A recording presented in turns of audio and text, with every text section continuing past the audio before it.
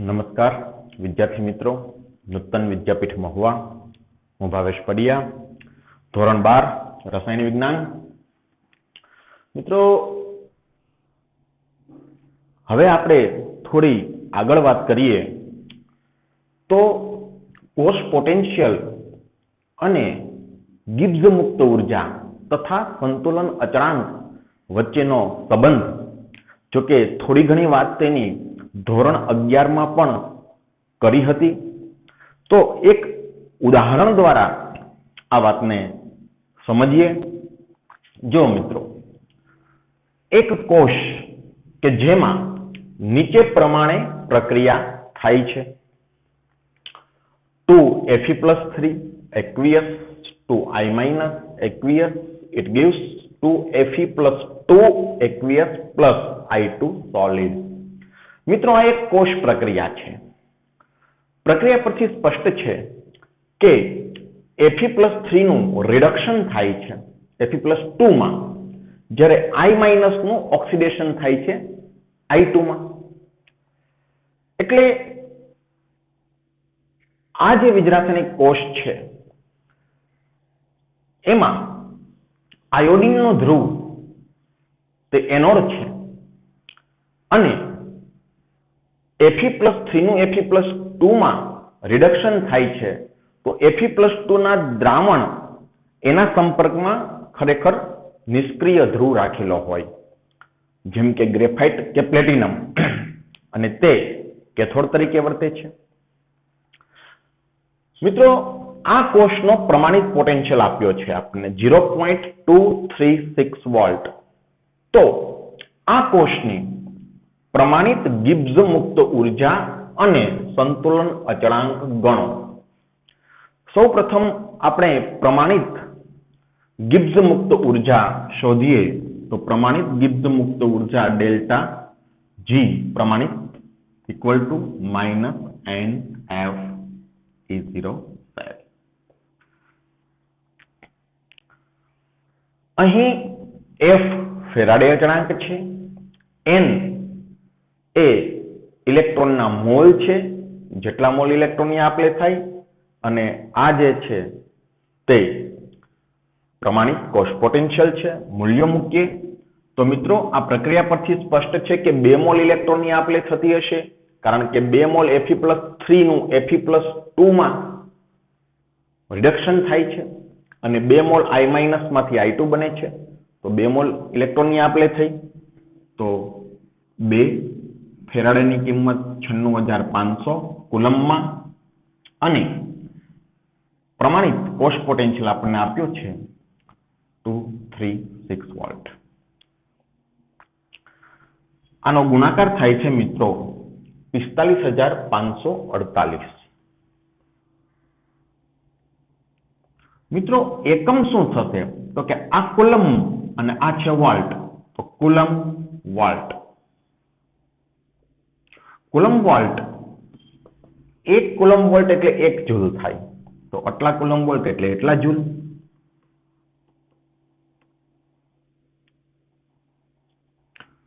तो आपने मळ्यो अहीं मुक्त ऊर्जा फेरफार, प्रमाणित मुक्त ऊर्जा फेरफार।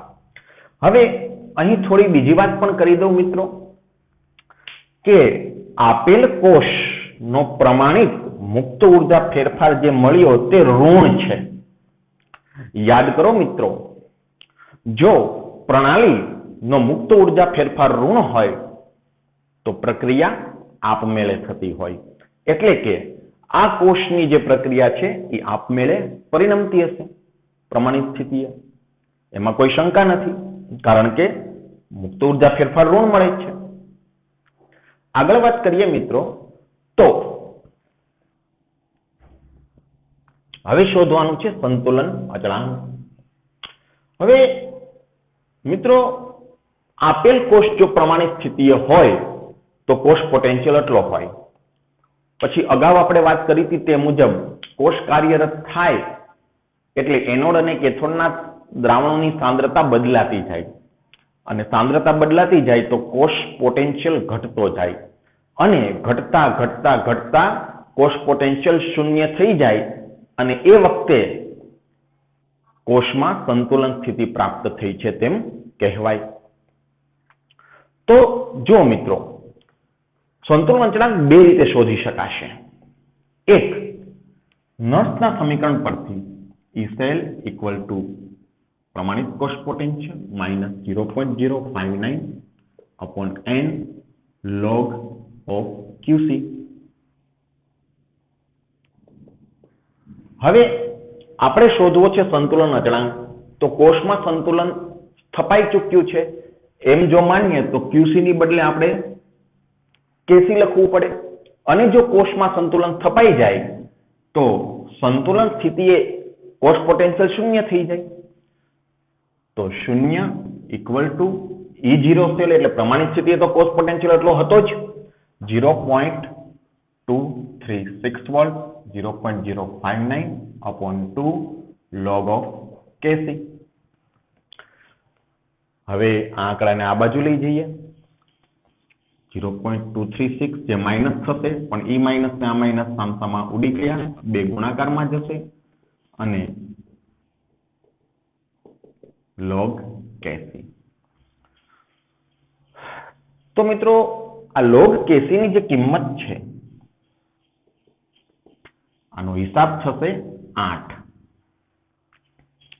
તો KC બરાબર એન્ટીલોગ 8.00 નો 00 નો એન્ટીલોગ 1 થાય તો KC બરાબર 1 into 10⁸8. પોઈન્ટ પેલાની સંખ્યા 10 ની ઘાતમાં જશે તો આપણને KC મળી ગયો 1 into 10⁸8. આ એક પદ્ધતિ છે મિત્રો. હવે બીજી પદ્ધતિની જો વાત કરું તો સંતુલન અચળાંક આ રીતે પણ શોધી શકાય ડેલ્ટા G ના મૂલ્ય પરથી. તો ડેલ્ટા G પ્રમાણિત મુક્ત ઉર્જા ફેરફાર બરાબર -2.303 RT log KC. આ રીતે પણ ડેલ્ટા G પરથી KC શોધી શકાય છે. તો 2.303 ડેલ્ટા G ની વેલ્યુ આપણને મળી છે માઇનસ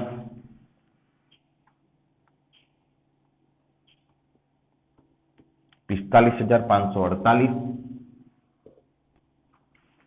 2.303 R ની કિંમત 8.314 લઉં છું મિત્રો. શા માટે 8.314? કારણ કે ડેલ્ટા G નો એકમ જૂલમાં છે તો મારે R ની કિંમત પણ જૂલ પ્રતિ મોલ કેલ્વિન એકમમાં જે 8.314 છે તે લેવી પડે. તાપમાન 298 કેલ્વિન છે. log KC.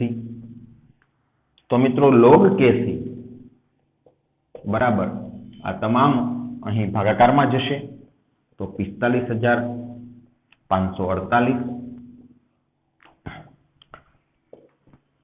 2.303 8.314 298 log KC ની કિંમત આ બધાનો ભાગાકાર અને ગુણાકાર જો કરવામાં આવે તો log KC ની કિંમત આવશે મિત્રો 7.98 અને બંને બાજુ એન્ટીલોગ લઈએ તો KC is equal to antilog of 7.98. હવે 7.98 નો એન્ટીલોગ હંમેશા પોઈન્ટ પછીની સંખ્યાનો જોવામાં આવે છે તો 0.98 નો એન્ટીલોગ થશે 95 49 10⁷7. એક આંકડા પછી પોઈન્ટ મૂકીશું નિયમ મુજબ એન્ટીલોગમાં. તો મિત્રો KC ની કિંમત આટલી મળી. હવે જુઓ, અગાઉની પદ્ધતિથી KC શોધ્યો તેમાં 1 into 10⁸8 મળી છે અને આ પદ્ધતિથી KC ગોત્યો તેમાં 9.549 into 10⁷7 મળી છે.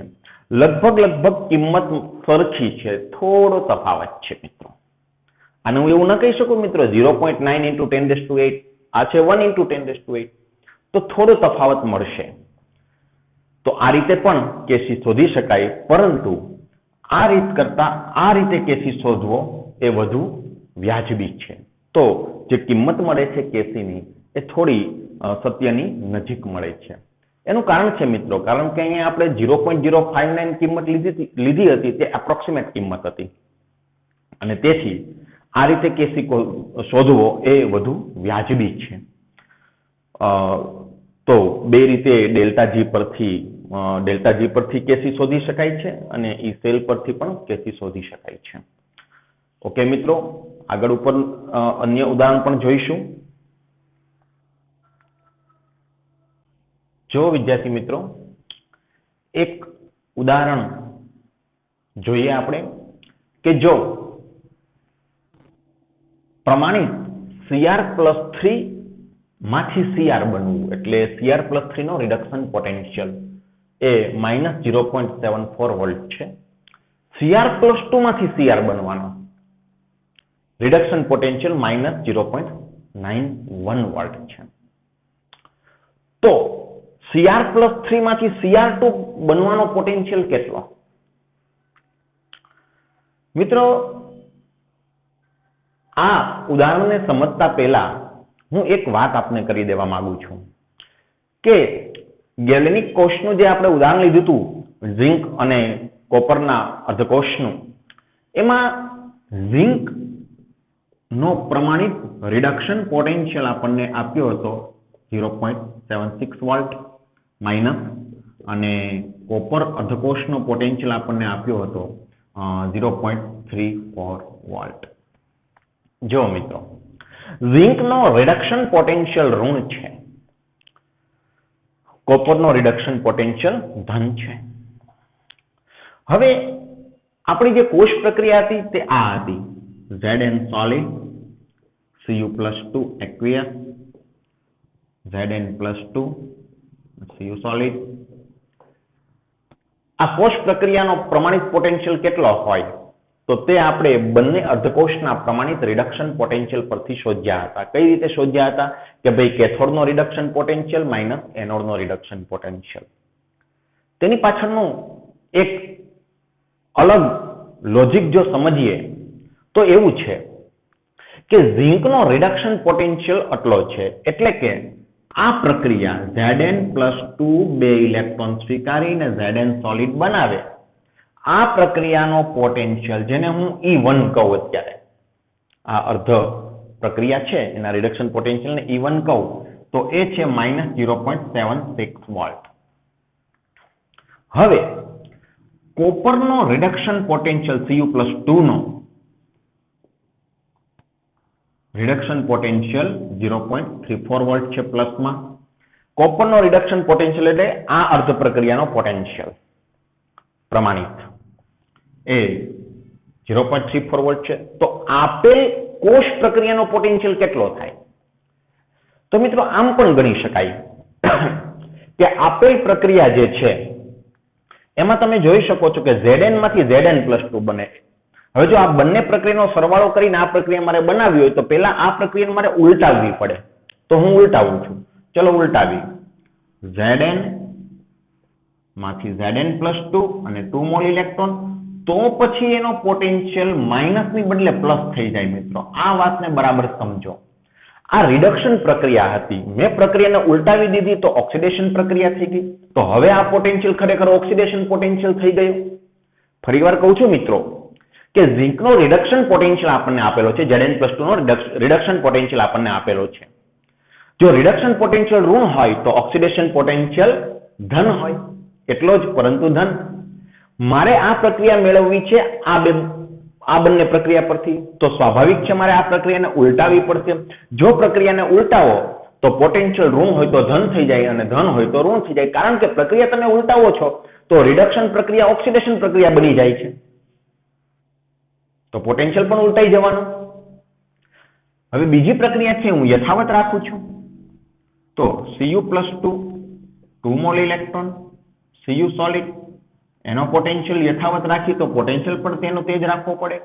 હવે જુઓ મિત્રો, આ બંને પ્રક્રિયાઓનો જો સરવાળો કરું તો મને આપેલ કોષ પ્રક્રિયા મળે છે કે ભાઈ Zn solid, Cu+2, Zn+2 aqueous, Cu solid મળી ગઈ મને કોષ પ્રક્રિયા.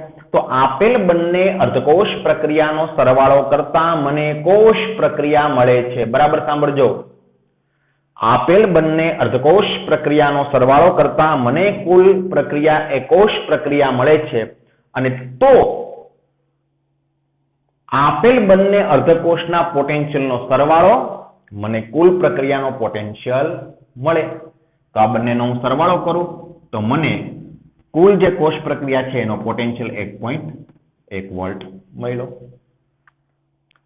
મિત્રો અગાઉ પણ આપણે વાત કરી હતી કે કોષ પોટેન્શિયલ કઈ રીતે શોધી શકાય? તો કે કેથોડનો રિડક્શન પોટેન્શિયલ માઇનસ એનોડનો રિડક્શન પોટેન્શિયલ અથવા એનોડનો ઓક્સિડેશન પોટેન્શિયલ માઇનસ કેથોડનો ઓક્સિડેશન પોટેન્શિયલ અથવા એનોડનો ઓક્સિડેશન પોટેન્શિયલ પ્લસ કેથોડનો રિડક્શન પોટેન્શિયલ. એનોડની ઓક્સિડેશન પ્રક્રિયા એટલે ઓક્સિડેશન પોટેન્શિયલ છે અને કેથોડની રિડક્શન પ્રક્રિયા છે તો આ રિડક્શન પોટેન્શિયલ છે. તો આ રીતે પણ કોષ પોટેન્શિયલ શોધી શકાય. તો બે અર્ધકોષના જ્યારે પોટેન્શિયલ આપ્યા હોય તો તેના પરથી કોષ પોટેન્શિયલ પ્રક્રિયાનો સરવાળો કરતા જો કોષ પ્રક્રિયા મળતી હોય, જે બે પ્રક્રિયાના પોટેન્શિયલ આપ્યા હોય અને એ બંને પ્રક્રિયાનો સરવાળો કરતા કોષ પ્રક્રિયા મળતી હોય તો પોટેન્શિયલનો સરવાળો કરતા પણ સમગ્ર કોષનો પોટેન્શિયલ મળે. બંને અર્ધકોષના પોટેન્શિયલનો સરવાળો કરતા સમગ્ર અર્ધકોષનો પોટેન્શિયલ મળે. પણ આવું માત્ર ને માત્ર એવા જ કિસ્સામાં થાય જો બંને અર્ધ પ્રક્રિયાઓનો સરવાળો કરતા સંપૂર્ણ પ્રક્રિયા મળે તે કોષ પ્રક્રિયા હોય તો, અન્યથા નહીં. આવું હું એટલે કહું છું કારણ કે હમણાં આપને સ્પષ્ટીકરણ થશે. જો આપણું આ જે ઉદાહરણ છે તેમાં પણ બે અર્ધકોષના પોટેન્શિયલ આપ્યા છે મિત્રો. બે અર્ધકોષના પોટેન્શિયલ આપ્યા છે. જુઓ, Cr+3 માંથી Cr નો પોટેન્શિયલ આપ્યો છે એટલે કે આ પ્રક્રિયાનો પોટેન્શિયલ આપ્યો છે Cr+3 એક્વિયસ. જો 3 મોલ ઇલેક્ટ્રોન સ્વીકારે ને Cr સોલિડ બને તો આનો પોટેન્શિયલ ને ઘડીક હું E1 કહું તો આનો પોટેન્શિયલ આપણને આપ્યો છે -0.74 વોલ્ટ. એક પોટેન્શિયલ આપ્યો છે Cr+2 નો રિડક્શન પોટેન્શિયલ તો એ 2 મોલ ઇલેક્ટ્રોન સ્વીકારે, Cr સોલિડ બને, Cr+2 માંથી Cr સોલિડ. એનો પોટેન્શિયલ આપ્યો છે જેને E2 કહું ઘડીક તો 0.91 વોલ્ટ માઇનસમાં. તો મિત્રો હવે આપણે જે શોધવાનું છે એ Cr+3 માંથી Cr+2 નો પોટેન્શિયલ શોધવાનો છે એટલે કે આ પોટેન્શિયલ શોધવાનો છે. Cr+3 પ્લસ ઇલેક્ટ્રોન માંથી Cr+2 આનો પોટેન્શિયલ શોધવાનો છે. હવે જેનો પોટેન્શિયલ શોધવાનો છે એ પણ એક અર્ધકોષ પ્રક્રિયા જ છે, એ કોષ પ્રક્રિયા નથી. તો સીધી રીતે અગાઉ જે ઉદાહરણ લીધું આપણે ઝીંક કોપરનું એ રીતે આ પોટેન્શિયલ શોધી શકાશે નહીં. જો મિત્રો સૌપ્રથમ આપણે શું કરવું પડશે કે તમારે આ અર્ધકોષનો પોટેન્શિયલ શોધવાનો છે. એટલે પહેલા તો આ બંને પ્રક્રિયા પરથી આ પ્રક્રિયા કઈ રીતે મળે તે જુઓ. તો હું જો આ પ્રક્રિયાને ઉલટાવી દઉં અને પછી સરવાળો કરું તો મને આ પ્રક્રિયા મળી જાય. પ્રક્રિયાને મિત્રો ઉલટાવું છું તો આ પ્રક્રિયાને ઉલટાવું છું, આને યથાવત રાખું છું. Cr+3 Cr solid. હવે આ પ્રક્રિયાને હું ઉલટાવું છું.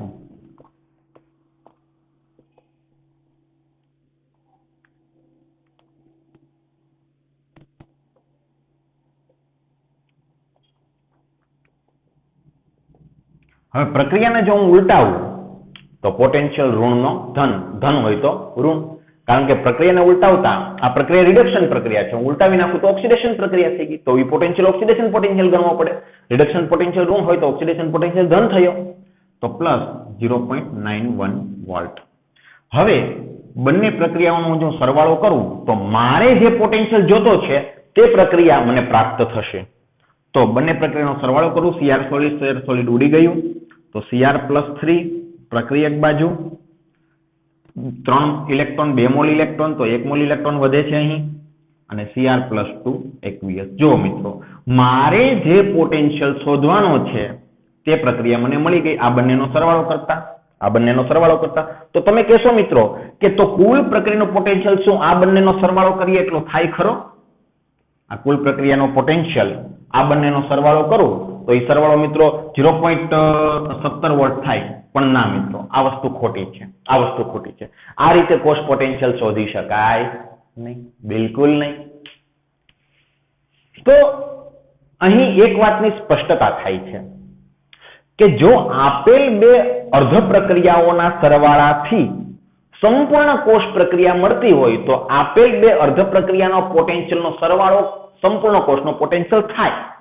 પરંતુ આપેલ બે અર્ધ પ્રક્રિયાના સરવાળાથી મળતી પરિણામી પ્રક્રિયા પણ એક અર્ધ પ્રક્રિયા જ હોય તો એવા કિસ્સામાં આપેલ બંને અર્ધ પ્રક્રિયાના પોટેન્શિયલનો સરવાળો એ ત્રીજી પ્રક્રિયાનો પોટેન્શિયલ થાય નહીં. આ વસ્તુ ખોટી છે. તો સાચું શું? હવે આનો પોટેન્શિયલ મારે શોધવાનો છે. પ્રશ્ન છે આનો પોટેન્શિયલ શોધો પ્રમાણિત. શોધીએ મિત્રો તો એના માટે ડેલ્ટા જી નો ઉપયોગ કરવો પડે. મુક્ત ઉર્જા ફેરફાર. જો મિત્રો આપેલ બે અર્ધ પ્રક્રિયાના મુક્ત ઉર્જા ફેરફાર તે કુલ પ્રક્રિયા એનો સરવાળો કરો તો કુલ પ્રક્રિયાનો મુક્ત ઉર્જા ફેરફાર થાય તે હકીકત છે. પરંતુ આપેલ બે અર્ધ પ્રક્રિયાના પોટેન્શિયલનો સરવાળો એ પરિણામી પ્રક્રિયાનો પોટેન્શિયલ થઈ શકે નહીં આ કિસ્સામાં. કારણ કે કુલ પ્રક્રિયા એ કોષ પ્રક્રિયા નથી, એ પણ એક અર્ધકોષ પ્રક્રિયા જ છે. તો મારે શું કરવું પડશે મિત્રો? મારે આ બંને અર્ધ પ્રક્રિયાઓનો ડેલ્ટા જી પેલા શોધવો પડે. ઈ ડેલ્ટા જી નો સરવાળો કરું તો પરિણામી પ્રક્રિયાનો ડેલ્ટા જી મળે અને તેના પરથી પરિણામી પ્રક્રિયાનો હું પોટેન્શિયલ શોધી શકું એનો. તો સૌપ્રથમ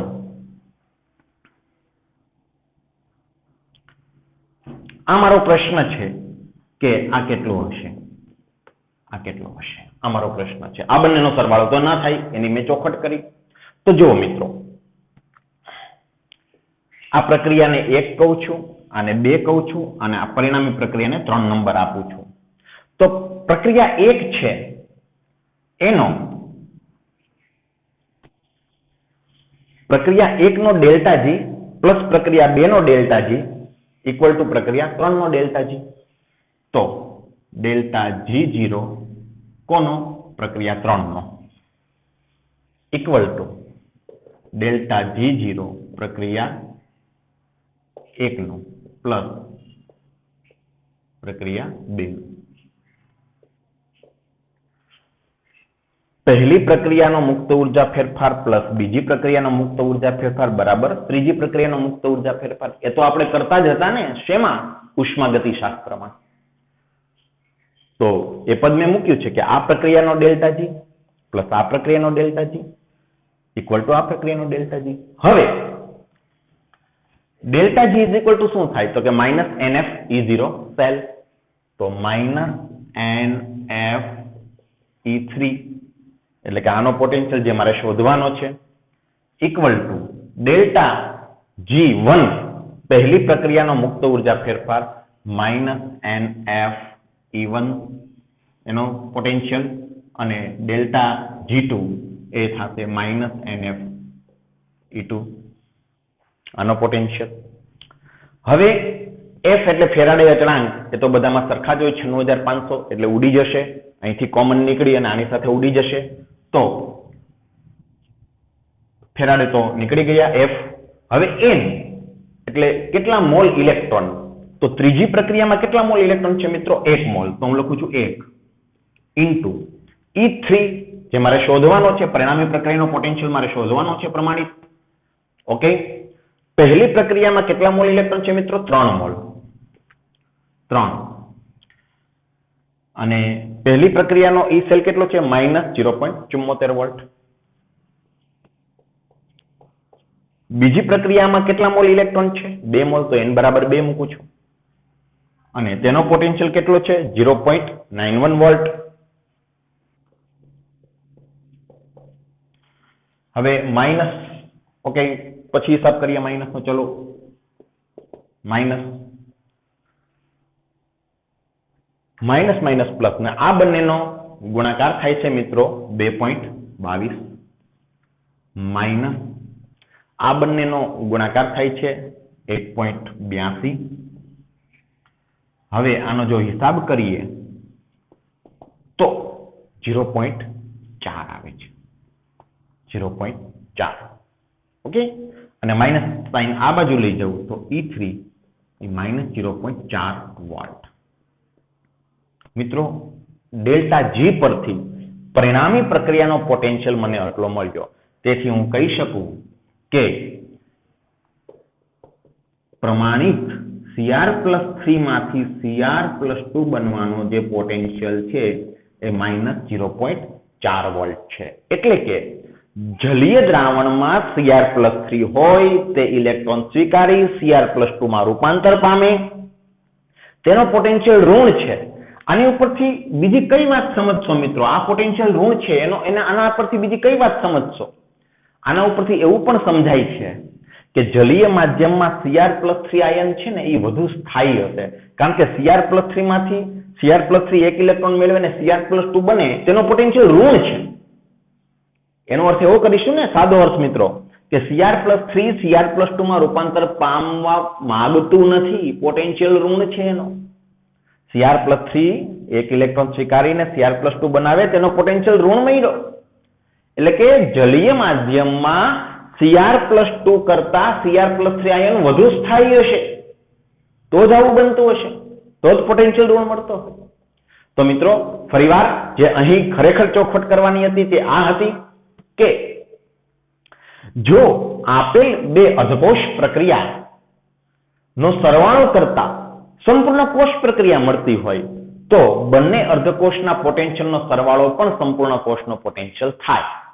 પરંતુ જો આપેલ બે અર્ધકોષ પ્રક્રિયાના સરવાળો કરતા મળતી પ્રક્રિયા પણ એક અર્ધકોષ પ્રક્રિયા હોય, કાંઈ રિડક્શન અર્ધ પ્રક્રિયા હોઈ શકે, કાંઈ ઓક્સિડેશન અર્ધ પ્રક્રિયા હોઈ શકે, તો બંનેના પોટેન્શિયલનો સરવાળો કરવાનો નથી, પરંતુ બંનેના ડેલ્ટા જી નો સરવાળો કરવાનો છે.